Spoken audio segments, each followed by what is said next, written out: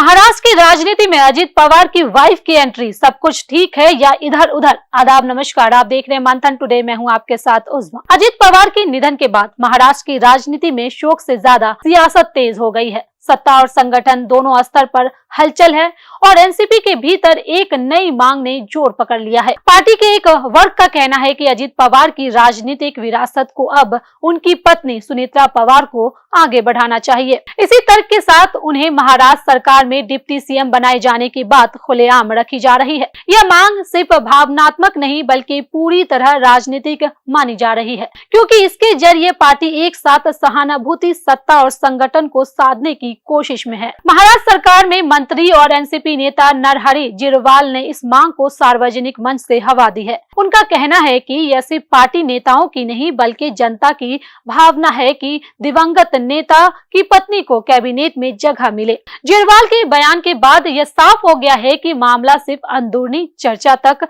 सीमित नहीं है बल्कि इसे सत्ता के शीर्ष तक ले जाने की तैयारी है।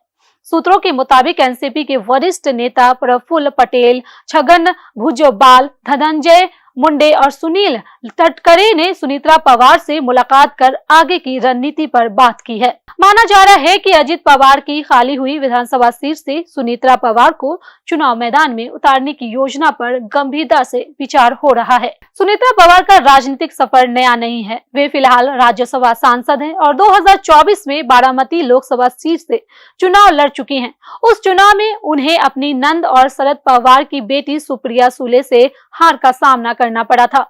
इसके बावजूद पार्टी के एक धड़े का मानना है कि मौजूदा हालात में सहानुभूति फैक्टर उनके पक्ष में काम कर सकता है। यही वजह है कि उन्हें सीधा डिप्टी सीएम जैसे बड़े पद के लिए आगे किया जा रहा है। इस पूरे घटनाक्रम का दूसरा बड़ा पहलू एनसीपी के दोनों गुटों के संभावित विलय से जुड़ा है। जब नरहरी झिरवाल से इस बारे में सवाल किया गया तो उन्होंने कहा कि दोनों गुट पहले से ही साथ हैं और अब बिखरे रहने का कोई मतलब नहीं है। उनके बयान को सियासी संकेत के तौर पर देखा जा रहा है। उधर एनसीपी के अध्यक्ष शशिकांत शिंदे ने भी इस मुद्दे पर नर्म रुख अपनाया है। उनका कहना है कि अजीत पवार खुद चाहते थे कि परिवार और पार्टी एक साथ आए। अगर यह उनकी आखिरी इच्छा थी तो उसे पूरा करने में किसी को आपत्ति नहीं होनी चाहिए। एक न्यूज चैनल से बातचीत में झिरवाल ने यह भी कहा कि पार्टी हाईकमान से चर्चा के बाद अंतिम फैसला लिया जाएगा।